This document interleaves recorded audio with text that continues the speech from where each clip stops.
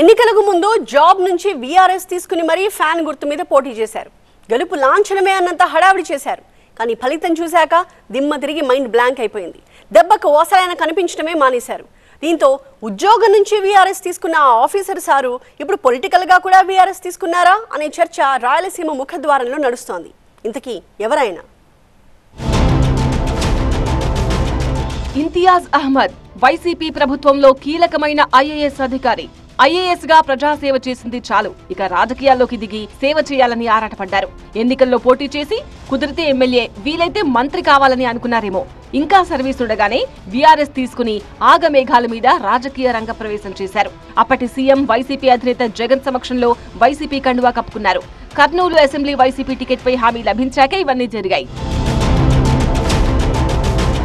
ఎందుకంటే కర్నూలు అసెంబ్లీలో 2014-19 ఎన్నికల్లో వైసీపీదే గెలుపు. పైగా అక్కడ ముస్లిం సామాజిక వర్గం ఓట్లు అధికంగా ఉండడంతో ఇంతియాజ్ కర్నూలు నుంచి పోటీ చేస్తే ఈజీగా గెలవొచ్చనేది ఇంతియాజ్ తో పాటు పార్టీ లెక్కలు. అందుకే ఆయనకు టికెట్ లభించింది.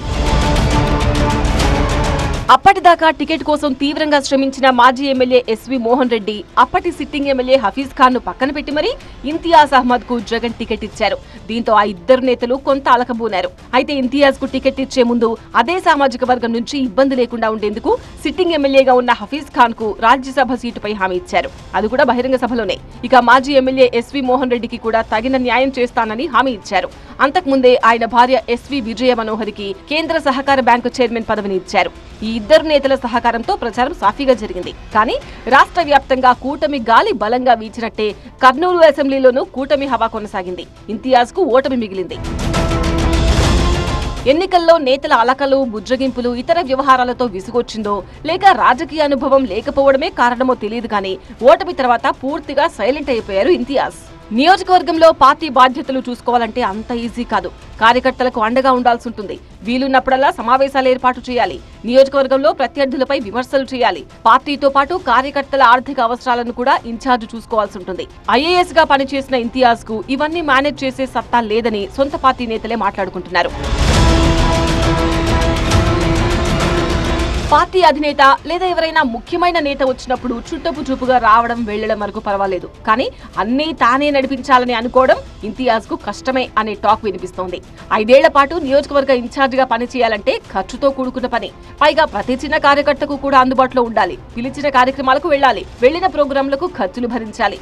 ఇలాంటివి భరించే పరిస్థితుల్లో ఇంతియాజ్ కనిపించడం లేదని కార్యకర్తలే గుసగుసలాడుకుంటున్నారు.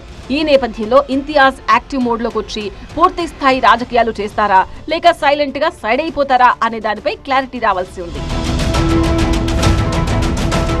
ఒకవేళ ఇంతియాజ్ స్థానంలో మరొకరికి బాధ్యతలు అప్పగించాలంటే అసెంబ్లీ ఎన్నికల సమయంలో పక్కన పెట్టిన ఆ మాజీలే పార్టీకి దిక్కు.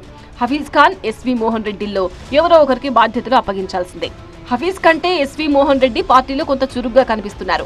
నగరపాలక సంస్థ స్టాండింగ్ కమిటీ ఎన్నికల్లో మోహన్ రెడ్డి చాలా యాక్టివ్ గా పనిచేశారని పార్టీ నేతలు చెప్పుకుంటున్నారు.